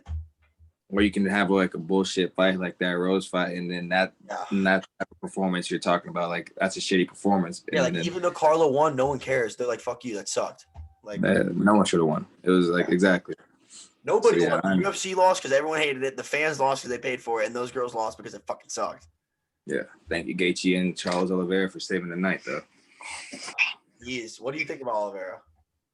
I like him, dude. I wasn't a fan of him at first, but the dude, like if you want to talk about adversity, that man goes through the most adversity in any fight. Man gets knocked out almost every fight, and then finds a way to choke someone out. Bro, fuck fight adversity. His background, he was raised in the fucking slums of Brazil in a tiny ass favela. He was born and raised in a garage. Okay, lived there, became a fucking UFC fighter, went 10-8. Was like, oh, all right, and then goes on an 11-0 run. And instead of buying a mansion or living in a big house, the man lives in the same fucking garage and financially supports all the families that helped him during his career. I didn't know about that. Yeah, bro. It's like, how are you not a fan of him, dude? He came from literally dirt, like lived on dirt, okay, to being the world champion. And instead of going and moving to LA or building mansions and stuff, he just upgraded his garage, moved all of his family into it, and he helps out all the families that helped him during his journey. Man, that's what it's all about, man. How do you not root for this guy? You can't hate him. You can't hate him. I wanted Gaethje to win, but like everyone wanted Gaethje to win, bro. Yeah, but Oliveira, Gaethje's the human highlight reel. You said Gaethje's what? Gaethje's the human highlight reel. I mean, me and Grayson were talking about it the other day. Like, he's only 5-4 in the UFC, but every single one of his fights, he's gotten a performance bonus. Like, that man is putting on a show regardless. Like top 5 guys. He hasn't fought bums his whole career. Ever. He doesn't. That weight class is. I think that's the scariest weight class to ever exist. It is. That 155 weight class is something else. Dude, literally 1 through 10 could all beat each other on a good day. Like, I hope they make that Oliveira Islam fight. Yeah, but I think. You think it's gonna be Conor? Me and Zach was talking about this yesterday. Or no, I was talking about it with my friend Daner. It was like, first of all, Islam, as much as we can say the potential he has, he still has to be a top 5 guy, bro. You don't beat a number 9 guy or 8 guy and then just go to and fight for the title. It doesn't work that way. Like, you gotta prove yourself. And like, there's a lot of like that's not true. You can't say that because look at Chandler. Yeah, but Chandler was the best Bellator fighter of all time. He was the Bellator champion for 4 years. Like, he had something established. And I'm not saying Islam isn't there, but you have to prove it. We can't. I'm tired of these hypotheticals. Like Khabib saying, "Look how good he is in the room. He's just like me. Let's see it. Like, put him against top 5 guy." And I understand a lot of guys don't want to fight him. He's a horrible matchup for everybody. But you got to prove it. And if he beats Darush, like he fucks Darush up, there's no argument that he's next. The only other thing is he doesn't sell at all. No one's like, oh, the Islam fight's on this weekend. No, he doesn't. He doesn't sell. Khabib sold because he was so fucking amazing, but Islam doesn't sell. No one cares to watch Islam. So that's another issue too. And then you have Oliveira who doesn't speak English. Like, the UFC really doesn't like that, dude. They don't say it, but they don't like it if you can't speak English. Yeah, they got that translated. Yeah, that's kind of annoying. They don't want that. They want a guy that, because like it helps their brand if they can speak English. So you think Like the Conor fight then? You think Conor's fighting for that belt, or is he trying No, to go dude, to I'll Welter? stop watching MMA and Conor fights for that belt. I'll stop. Yeah. Boycott it. Bro, Dana loves Conor, bro. He's gonna I mean, beg. yeah, I don't blame Dana because he made Dana damn near close to a billionaire. But you can't go 1-3 in your last 4 fights and just get a title shot. Like I'm Yeah. sorry, that's just you can't. What weight class is this Bro, again? 155. 155. Bentley, how much do you weigh right now? 176. But You those guys sit at 180. Like their standing weight is Yeah. I mean, I fought my last fight. I started camp at 173 and I weighed in at 146. okay. So what you're finding was I'm that? like 165 to 170. I like fluctuate. Mm-hmm. When's your next fight? We're working on it. We got it in the works. It's in the works. We're trying to fight end of summer. That's the game plan. Once I'm back in Tampa, I'm trying to fight every 3 months. I'm trying to be the most active guy in the world. But like being down here, it's just so hard with school and then. Where you at right now? Miami. I'm in Boca Raton, Deerfield. Yeah, which is right above. But like when I'm back home, it's so much easier to focus. Like my biggest pet peeve now is like I love my roommates, but like they don't understand what I do. Like they just like work out once a day and like hang out and drink and party, which is cool because that's what college is all about. But like I came home last night after an hour of jiu-jitsu where I just got ragdolled, like literally like manhandled, like made me like re-question my entire career. And then I'm coming home like I'm physically exhausted, I'm mentally exhausted, I'm broken. Like I come home and I just go to my room and I'm just like I just need a shower. And then I come out of the shower, I'm like not trying to talk to nobody, and they're like, bro, what's good with you? Why you always like that? Like, you have no idea what I just went through. Like, you can't relate. Like, I'm not mad at nobody. I'm not upset. I just need like, I need my time. Like, I need a second, you know? And like, and it's hard. I can't get, I want to get mad at them and be like, you're lazy bums, but like, they're just living their college life versus when I'm at home, like I'm surrounded by people that are doing what I'm doing. You know what I mean? And it's a lot easier to be able to just, people can relate to you, you know, they don't understand. And it's not like I said, I'm not shit talking them. They're normal college kids. Normal college kids, yeah. But I'm trying to become something that I need to be more than. They're not on the same path that you're on. Yeah, exactly. Which is fine now, and I'm loving it. I'm enjoying my last 3 months in college. But like, when it's time to get into gear, when I'm back in Tampa, I'm full gear. Like I'm ready to devote my life to this shit. Get it, man. I'm excited for you. Yeah, we'll fly you out of the next one. Hey, yeah. Oh, do you fight in Tampa or like in Florida? Tampa. Okay, bet. Until I go pro, then I'll go wherever they send me. But as an amateur, I'm going to stay fighting in Tampa. Gotcha. What about Zach? Yeah, but the only reason I brought up the weight earlier was, Bentley, if you were to go down an MMA path, what weight would you want to fight at? Like, would you want to cut more weight and fight with the smaller guys, or would you try to beef up a little, try to have a little weight on you? No, I'm not fighting no Kamaru Usman or none of them. I'll probably go fight Bantam. I'll probably go fight bantamweight or something.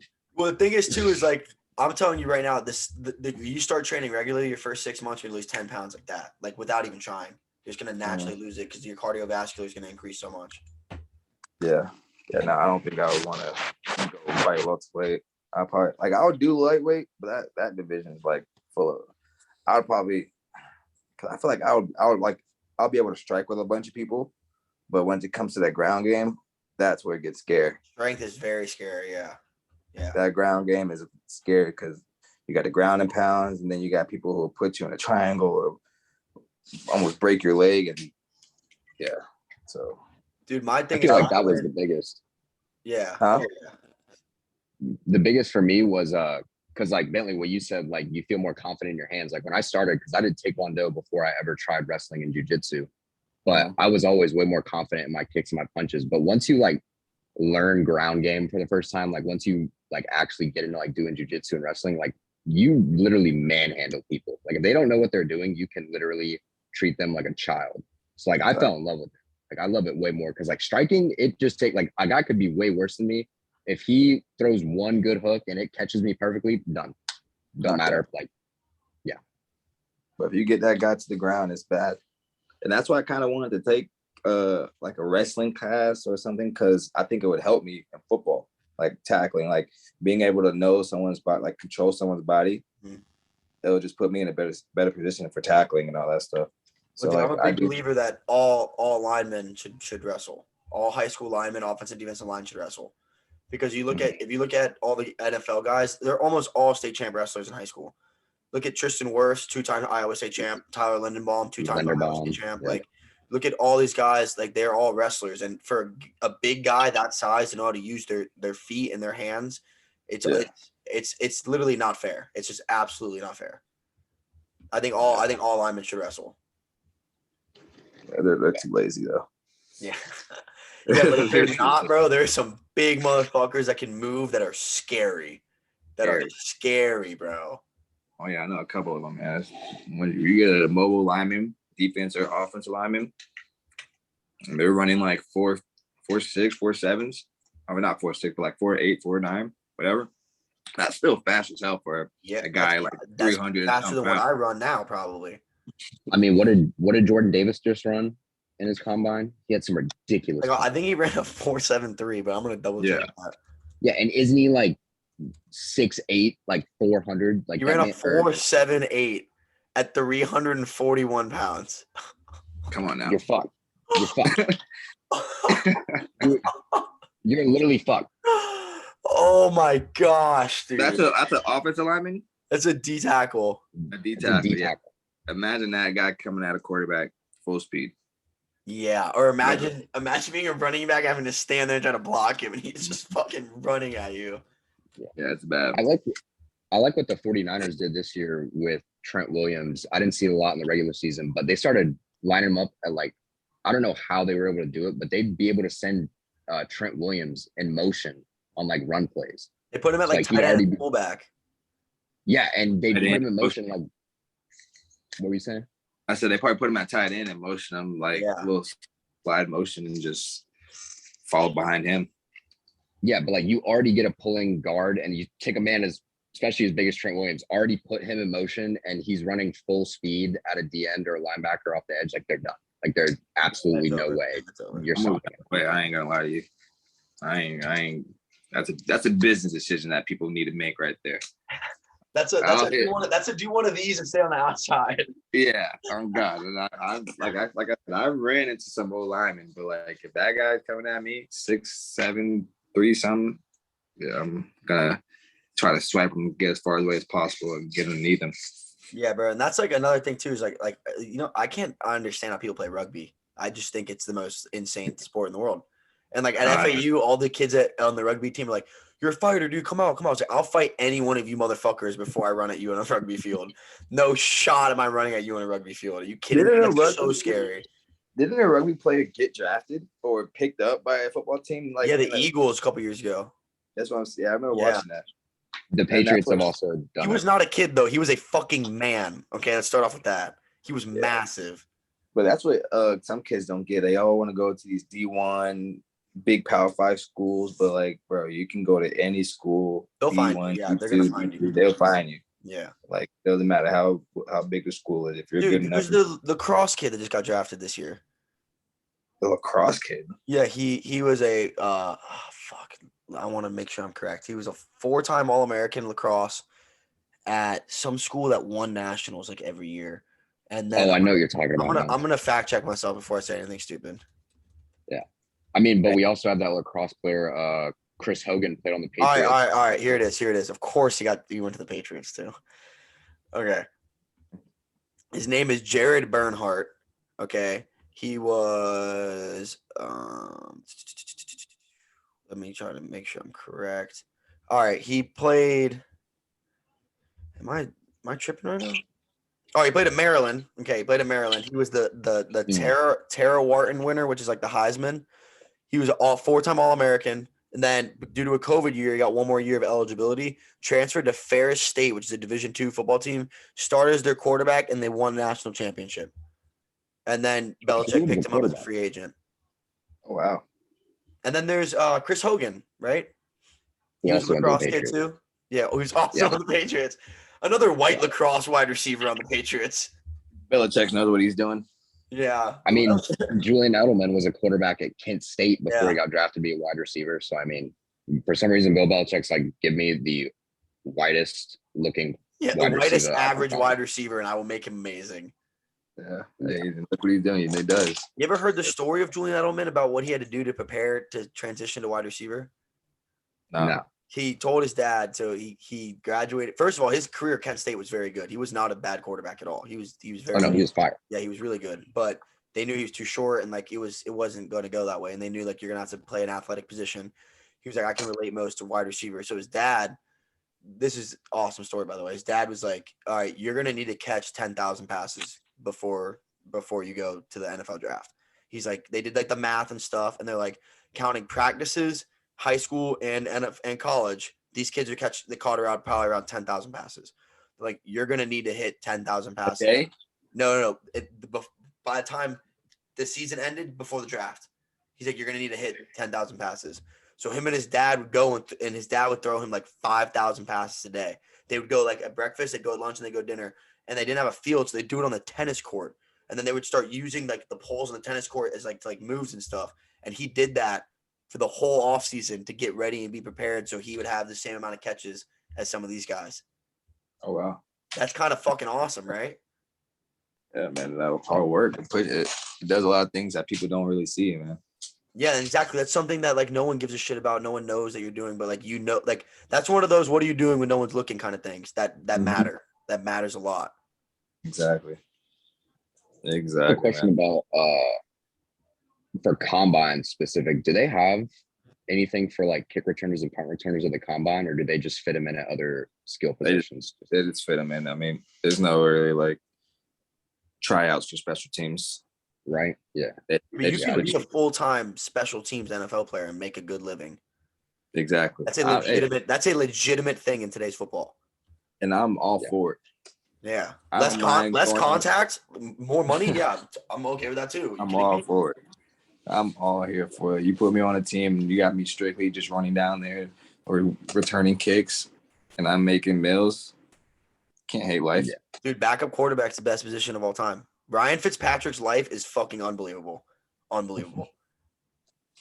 I mean, you look at who was it? Luke McCown had like a 12, 13-year career in the NFL, never started a single game, only came in like a handful of times, retired with like multi-million dollars. Yeah. Never literally was a backup to some of the greatest quarterbacks ever.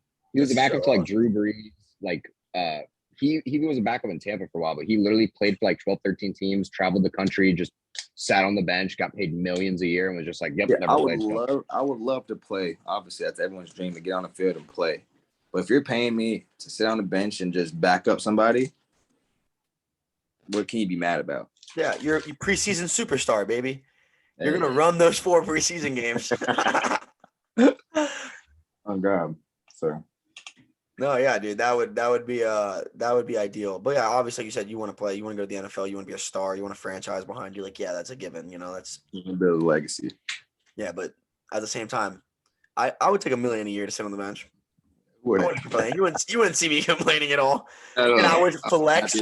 I would still flex. I'm in the NFL. I would tell girls at the bar, like, yeah, I'm an NFL player.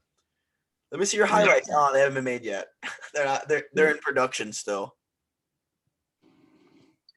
Yeah, you're gonna have to subscribe to my OnlyFans to look at my highlights. Yeah. Yeah. But hey, Bentlee, man, thanks for coming on today. I don't think I got anything else more to say. You got anything else, Zach?